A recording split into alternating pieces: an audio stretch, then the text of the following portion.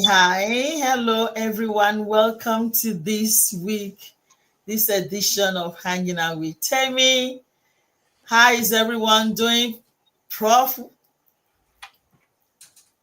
is in I am good. Mombasa. We can see you. Now you're frozen. You're giving Africa away. The power in Africa, God knows what it is. All right, I'll bring you back on. There you are. She's back on. Hello. Hello. Sorry, I think I might be cutting out because I'm in Kenya actually. I'm in Mombasa. So really nice to see both of you. And yeah, looking forward to today's topic. I hope you're well. We are well. We are well. It's good to see Deborah Dinkinson. It's been a while. Yeah. We know she's got these things going. She's the president of this and that, and everything is falling on a Monday night. But she said once in a month she's committed to be here, and she's here. Good to see you, Gorge. Oh, so good to be here. Good to see you both. Amazing. Looking forward to tonight's topic. Yeah. I left Kenya and you went to Kenya. I know, right? Life. Can't believe it. No, it's work. This is different. This is I hope I can. I would say, it's formal type of a conference that I am. Yeah. Okay. Good one. Very, very good one. I think I've been a little bit all over the place. I lost a sister, one of my half sisters last week. So that wasn't good. Yeah, she was very, very bad. She was sick. I wasn't aware until near death. And then they told me, like, she's sick. They're running around. The next moment, she's passed on. So may your soul rest in peace, Kemi. She's got children, 5 children, and they are doing well, apparently. Yeah, so my brother Coyote told me we did that. And only 2 days ago, my mother-in-law's sister, immediate younger sister, passed away. So it hasn't been fun a lot, but yeah, that's it. Condolences. Yeah, condolences to them. Yeah, but anyway, Deborah, how is business going? Business is going well, very well. So the 2 businesses doing the startup on the Made to Shine, being the cleaning business, has been very eventful. So we've been quite busy, but it's allowed us to, I suppose, set the foundations, get our processes right, review what's in place, things like that. So even though it's been busy, it's what has to happen. So we will be very much ready to start hiring soon so that we can be more flexible. That's very good. The cleaning business, I like when your husband pitches at the business network. So the BNI that he goes to, it speaks very, very eloquently. And I didn't know he was that kind of a person, but it's fantastic. Made to shine. It's a cleaning business, and I applaud you both that you're working together. And I know it's going to pick anyway because you do it with love. We do it with commitment and the respect that you have for your participants. Yes. So you look after the participant, the NDIS, and also as companies, organizations. Yes. You guys don't do individuals. We do individuals. So that's where we started, by doing individuals. And that's why it's time for us to employ people so that they can look after, so that I can actually give them sets amount of work and they know what they're doing every week. That's good. Prof, if you got somebody, if Deborah is hiring, one time I recruited somebody for Deborah and she had a meeting with the person in my office, and I like when she was talking, she's like, we tell our client to respect our staff as much as we respect our clients, and all this is, I'm like, okay, I like that. I like to work for people like that, because it's not just about them, it's reciprocal. Absolutely. I think that's the right thing to do. And yes, I'll bear that in mind, especially, is we've got significant numbers of students, etc. We're always looking. Yeah. We do. Amazing. Awesome. Anyway, let's go to today's topic. Today's topic, as it is on the screen, is there any reason ever the right one? So the background story, Prof, is that, in those days, I don't even know how to put this because my research is actually conflicting. But however, in those days, some people marry out of ignorance. They marry because they tell them to marry. They marry because of something. However, when you are asked to marry someone, the people that ask you to marry that person, they have a motive. They've got the reason why they tell you to marry that person, either to look after your siblings or to build a house for them or to get big dowries from them. So there's a reason. But we always say we marry for love. I know also that some people marry for love. They just first sight, you just see the person one day and you fell in love and you marry again. These days, though, there's no stupidity anymore. People's eyes are very open right now and very vast in their understanding of marriage and love. Some people will say to you that I'm coming into this relationship. I've got a child that I want to bring into this relationship. I will give you all my love and all my heart, but I also want somebody to care for the child that I'm bringing in. That kind of a thing. And then people get upset and say, oh, they want me to look after their children. But if you marry someone that did not tell you that upfront, that just say, I love you, I marry you, but in their heart, they really want something in that relationship. You know what I mean? So the point is it fair to be upfront to tell you that and not be judged? Is it fair, or is it something? I know from my religion they will say marry because God said we should marry and we should marry for Lord, but I'm thinking, I know that in people's hearts they want it. It's a bit of contract. So this is the background of this story. So, Prof, is it good to be transparent, to come up front and say, or you don't say it, or is it a crime to say it? I have. Thanks. This is a powerful one, but I think we have to first of all think about what the institution of marriage is all about and how it came about, but also the recognition of different types of marriages in different cultures and in different societies. Unfortunately, we are existing in the system where apparently there's only one way that is correct, which is the Western approach to marriage. We really just need to think about the different dimensions of marriage, but how that institution came about. And historically, what did marriage look like in Asian society? And when I talk Asian society, I'm thinking Indian, I'm thinking Chinese, I'm thinking Vietnamese, etc. We have to also take a look at Maori people, Torres Strait Islanders, indigenous Australians, so the Pacific region. What was marriage like for them and what does marriage mean to them? We go back to the African context. What has marriage historically looked like?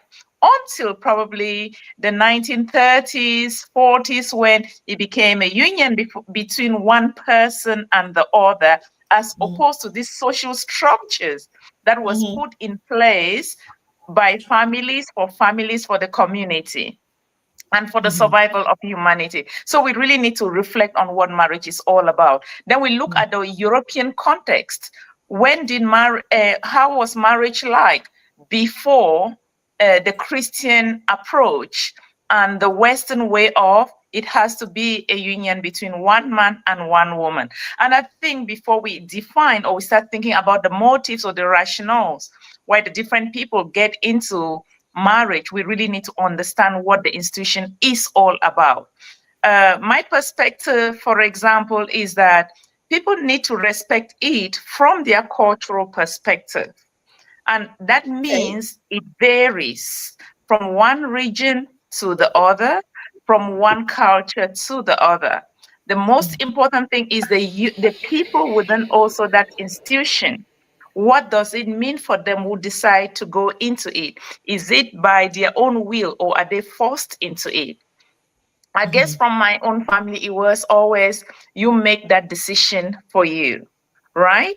Then we support it. But that does not mean the family did not check and they'll be like, this is not right, etc. But it was not something that was being forced onto you that you must be with this person. It was your Right. decision to bring up somebody, but the reality is that they were going to say no if they did the checks, which I think it is really important to really look at the checks and balances. And we know in my own family, when those checks were not appropriately done, we've seen failures because then things that were supposed to have been evident, they did not unpack them and they started revealing themselves later. So these are some of the things that we need to consider. But then for the individuals, you need to ask yourself, if you are meeting a partner, male or female, and when I say if you're a woman, you are meeting a man who has children, or you're a man, you're meeting a woman who has children, for example, there is Right. something. You have to make a decision that you're going to get into that institution knowing that there is that other person or those other persons who are going to be involved. You cannot exclude them. However, there are times that people exclude themselves, and that's okay then later on, right? But you have to really be prepared that this is going to be the situation that you're going to be in. And I think most often than not, it does work if people want it to work, but that is going to be hard work from all the parties involved. And the reality is that it is difficult. So did you say it was okay if you have a child prior and you don't say it upfront? You I must say, you can't conceal that type of information. If you have a child, you must share that information. It's imperative because like that is a part of you, right? That defines you. And if you yeah. don't find the other part, you don't tell the other party, and they find out. I mean, I think that is deceit, or you are at the from day one. The other party doesn't tell you, and then later on, you find out that there was a child, or then they come in. Oh, by the way, when the relationship is at a certain stage. Oh, by the way, I have a child, and I can tell you this woman found that out too in that way. And I can tell you, even though you'd be like, okay, let's work it through, it becomes very, very difficult because that trust from day one has already been broken. I know someone that did not disclose and never did. Disclose. Never did. And the child was never seen. And the child is over 50 years now, is somebody that I know. Never did. Because she didn't disclose it on time. 5 years, 10 years, and time was going. It was too late now to say, and she was not able to say. What a shame. Such a shameful thing. Yeah, but I will say, like what you said, Prof, it's true. There's a cultural, and then there's a kingdom one, and there's contemporary one. But these days, people are intermarrying. So we're not going to be able to talk about cultural per se, because if we say cultural in my culture, traditionally men are allowed to marry 2, 3 wives, not the Muslims, culturally. So, and Because that's okay then. So if the exactly, women and the men agree that that is what they want, because remember, it's not just the man's decision. All the yeah, parties involved have to agree to it, yeah, right? If they agree, and from the outset, it's like, okay, this is the marriage contract that you people are signing. And I know that in most situations, if people want to wed in church, they normally bring the marriage certificate, maybe from if they want to wed in church, they bring the marriage certificate from the civil marriage to say it is monogamy, then the church will wed them. However, if they chose to sign polygamy, I know that in certain jurisdiction, then that the churches will not accept that. And if you're a woman, you decide to sign polygamy, then that's a choice that you have made, right? Yeah. And you also ask yourself, if it was the other way around, will the man sign? Ah, okay. All right then. Okay. I'm gonna, because we'll go deeper into another conversation with that question, because that's the question that people are asking now. It's marriage is so interesting now than you can ever imagine. What people are talking about is crazy right now. And that question you ask is what the ladies are asking now that I'm hearing. It's all over the social media, by the way. But let's talk about just, I'm not going to be saying kingdom, because if they're Christian, for example, you have a value that both of you will follow. But I'm thinking about people that contemporary relationship that people just meet. Some Christian marry pagan, some pagan marry Muslim, some Muslim marry Christian. So this sort of marriage is already confused as far as I'm concerned to start with. But that's what you get these days, because your children will just go and marry whoever whatsoever, and there's nothing you can do about it. You know, God forbid that they do something that is really untoward, but you know, everybody is going to be accountable for whatever they've done. It's their choice. But the question that the most of the men are talking about is they're querying, especially men. I shouldn't say that, then I'll be sexist. But people are saying, don't tell me that you want to come into this relationship because of this, because then I'm going to give you my own, what I want as well. So it becomes a contract. But Deborah. But it is. It's a social contract. Yeah. People are delusional. That is the reality. That's why they sign a piece of paper. It is an agreement between two parties to say, this is what we're going to do. And when you come into that social contract, that is an agreement between you and that person, again, that the cultural context must come in, because in the African context, then families are involved, definitely very involved. In Western cultures, people want to keep it nuclear, but we know that when we keep it nuclear, the evidence is clear in terms of the higher divorce rates compared to other social structures that the families become involved. But also, you being in a relationship with somebody that you don't have the same vision, you don't have similar goals, you're not looking towards one direction. I'm not really bothered about this person is of this faith or this person is of that faith. I think those are social creations, just like those are social creations. It has to be underpinned by the values of that sect, of the people, of the individuals involved in the social contract. Right. Right.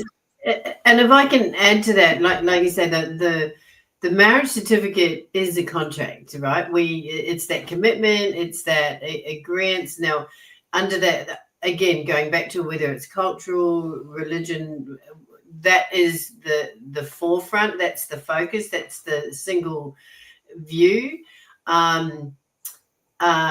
What I want to add to that is what's happening now, and mainly with those in the rich and famous having prenups, which are these contracts that have consequences, and consequences, and also protecting what an individual comes into the marriage with, right? So there's that as well, but I think going back to the question, is any reason ever a right one?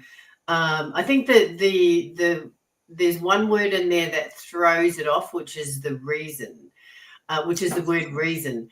And the reason I say that is because the right one is that single, that there is this understanding on what each party brings together. So it is being absolutely transparent.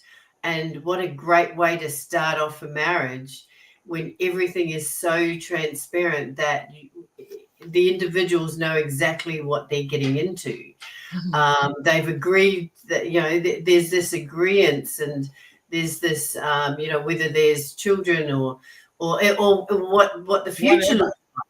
whatever it might be, if each individual is being very honest about what a marriage looks like, so we know what we look like as individuals, but what do we look like as a married couple?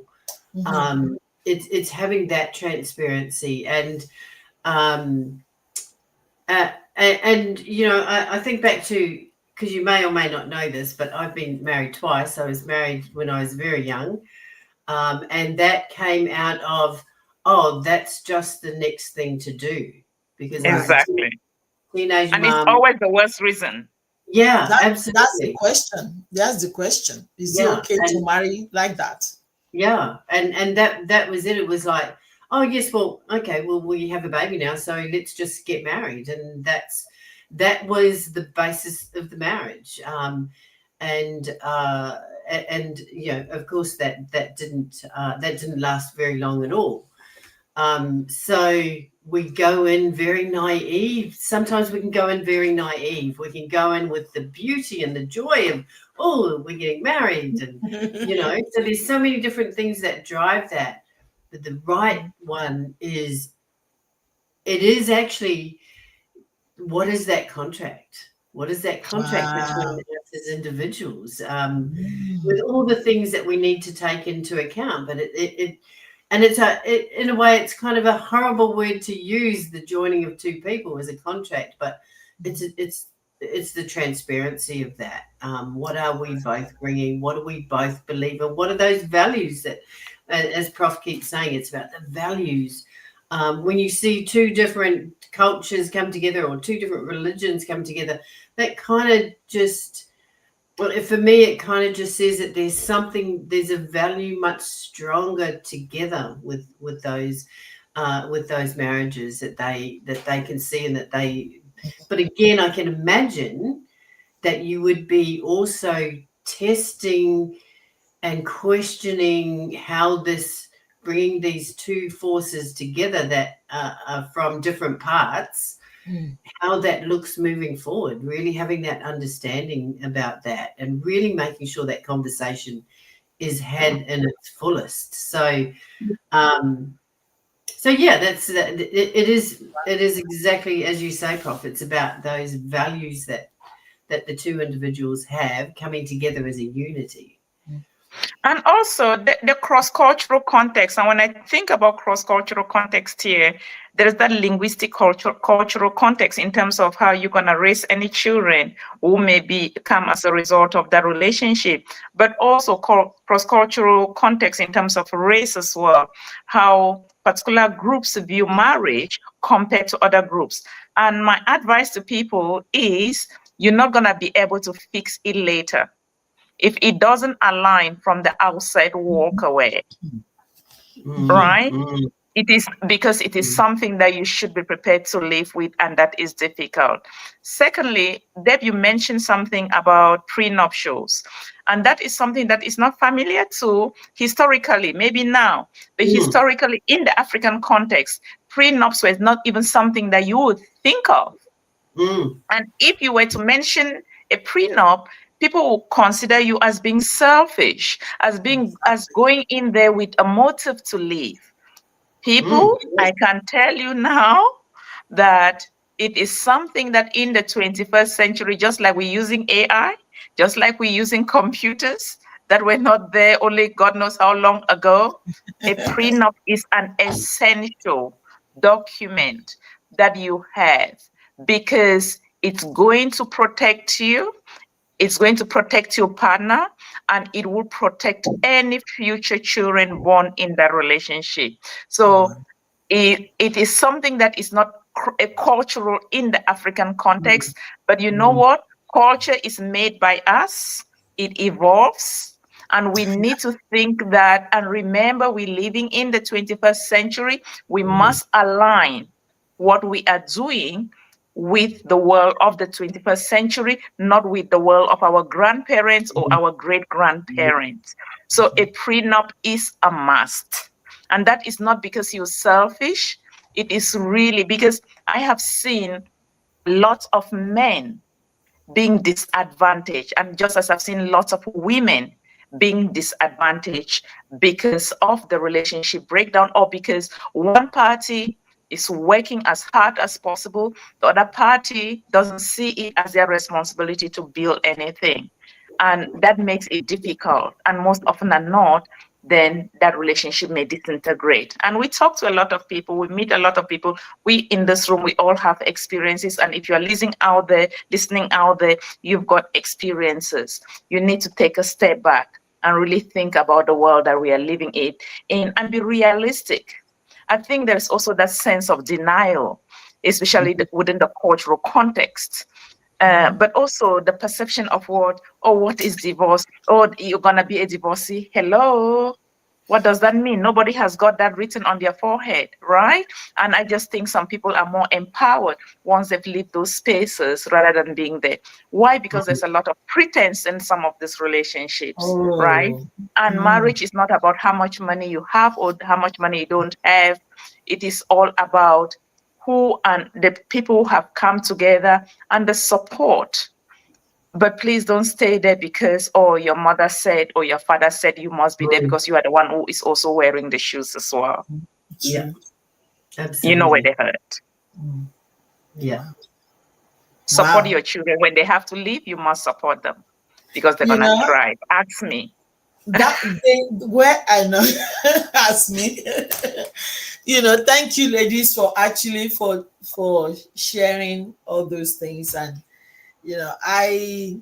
prenups, is the thing that I was going to where I was going to go, because in the prenups you are honest, you are open, you are upfront. There's no pretense. Yeah. Everybody knows what they're doing. Similarly to the topic. So if you have something that you're really desiring in the marriage, whether you said something that they think you're coming because you are selfish. It's not because you're selfish. It's because you just want to be upfront. Whether you say it or you are realistic. You are realistic.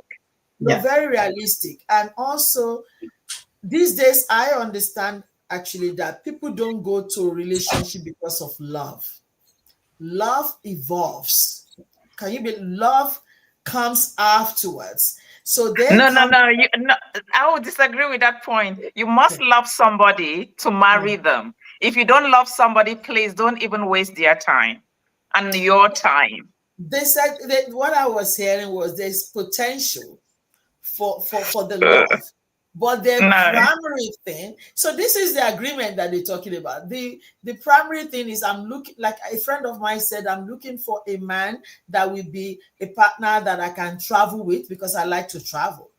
And I said, so get a companion and pay for the companion to travel with. That's what she wants. Marriage. She's ready, and she will love you. At the long run, she will love you.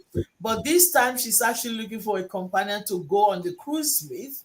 And I said, how about if the person is seasick? They're not good in the cruise. What are you going to do? So exactly. But they told me that, listen, this is transparency, and love grows, love evolves, love, they're going to get there. So initially, I have some sort of connection with you, there's no doubt. But I'm not over my heel, somersaulting for that. I have something, but I really want Ladies something. And men, don't marry anybody that you don't love and hoping that it will come later. I know that people have said, it was an arranged marriage, then the love came over after. Exactly. Again, as I said, we are living in the 21st century. If you are going to take your own adult mind to get into a relationship with somebody that you don't love and hoping that it will come later, you're setting yourself up for failure. So are you saying the arranged marriages, they don't eventually fall in love? Because that's exactly what... That is a cultural thing as well. Why? Because when you look at arranged marriages and the society where they occur, you have structures in place to ensure that those people will be together. So most often than not, they'll tell you that, they've just grown in love, etc. But I don't know whether they've been coerced. And they don't have an outlet. I don't know. Because they will tell you what they want you to hear most often than not. But have there been lots of long-term marriages from those arranged marriages? Absolutely, we know that. But Yeah. are they really there because the social structures mean they've got certain protections? For example, women, and they've got the man there who is the provider in that space, who is the this and all of that. So we need to take all of those things. It's contextual, it is cultural, but at the end of the day, if you have to make the decision for you, I don't think it's a very wise decision to marry somebody that you don't love with the hope that you may then love them later on. If you want a companion, that's a very different status. Okay, for example, I met somebody last week while we were on the ferry down in from Queenscliff going across in the Ballerine Peninsula, right? And it's really interesting because we got speaking and they're like, oh, we live on both sides of the peninsula. Oh, why? Oh, they both of them are retired, right? And and they both looked like in their early 70s or very late 60s, early 70s to mid 70s. And they had been friends in their younger days, went apart, had their respective families. Then it seems as if things fell apart. And then they happened to have met about 6 or 7 years ago, and they decided to say, okay, we're going to be companions with each other, but I have my own home where I stay, you have your own home where you stay. And we stay 2 weeks in this part, or they stay 2 weeks on this side of the peninsula, and the following 2 weeks they stay the next fortnight on the other side of the peninsula. So those are two people who have made a decision to say, we want this companionship. And I think that is being realistic. They're comfortable in their own homes, but they want that friendship and they want that support of each other. And I think that's something that is admirable. That's so sweet. That is sweet. So do you have to be 70 to do that? That's actually our point. Can you be young? And those people, do you think this love now? It's not love, but they are still enjoying each other's company. No, I think they're in love. I thought there was love. I thought there was love looking at them because I thought they were a couple. It was evident that they were a couple when we met them. But then I also know another younger person, and I know for the last 10 years, she has had somebody that I'll consider her partner, right? One person lives in Caroline Springs and the other person lives on the other side of the city. And they just, alternate the weekends. You stay in your home, he stays in his home, and that's just what they do. It works for them, right? And clearly, the two of them, they don't have other people involved in that relationship, but they've made the decision because both of them were married before, they had children from the previous relationships, but they each love their individual spaces. But they also love each other, and they've just come to that agreement. And this is where I'm saying people need to be realistic of their situation, the context, etc. I actually think we're not going to have enough time for this topic today. Deborah, I'll let you speak. I think because we're going somewhere, we're not there. Yes. I was just going to say that it's what those two beautiful examples that you talked about, Prof, are examples of civil marriages, right? It's not a legal marriage, but together they have been so transparent about how the relationships work best for them, that it's a perfect unity. So there's now a different view on marriage type thing. So marriage can be this civil commitment to each other that doesn't necessarily have to have a marriage certificate attached. So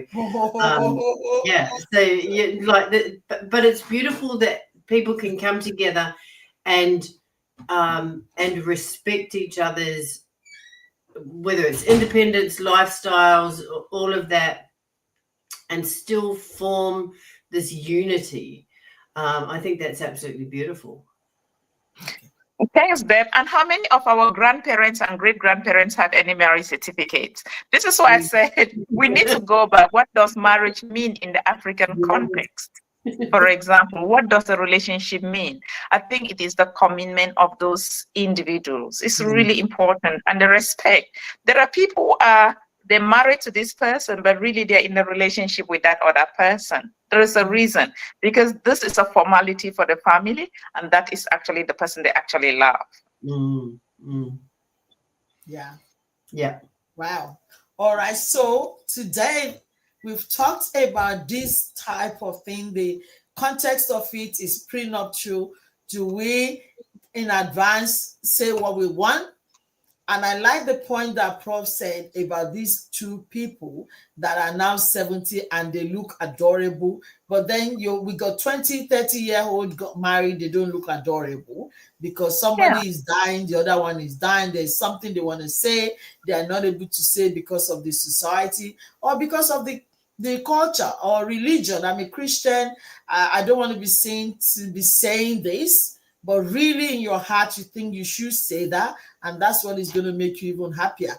And what you want to say is not really a sin. It's not something that is bad, but you just don't want to be judged. And that is the point. So next week, I think we're going to talk more about this. What is the right way? Is it cultural? Is it religion? Is it contemporary? Next week, we're going to get there. So today, we're going to say goodbye.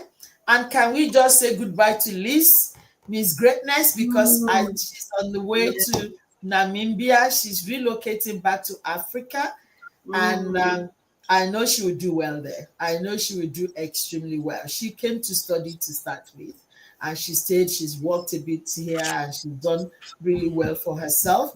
But the kind of skills she's got, the kind of knowledge she's got is the one that will benefit greatly the community that she's going to relocate to. So we celebrate Miss Greatness, and this week we're going to be catching up with her to do a final send-off. We might bring the photo back to show you guys later on. In Africa, where she's going, in Africa generally, sometimes the power is not good, the timing might not be right. Prof, I don't know what time it is now in Kenya, but that's Prof. But sometimes the time is not right and people are not going to be able to join. We're going to have to release Miss Greatness at least for a couple of months, 6 months or so, that she settles and she established herself back in Africa. So, Miss Greatness, if you're watching us or you're going to watch this later, we love you and we wish you all the very best. We wish you well. Absolutely. All the best. All the best. So, bye for now. See you next week. Chat out. Bye. Bye.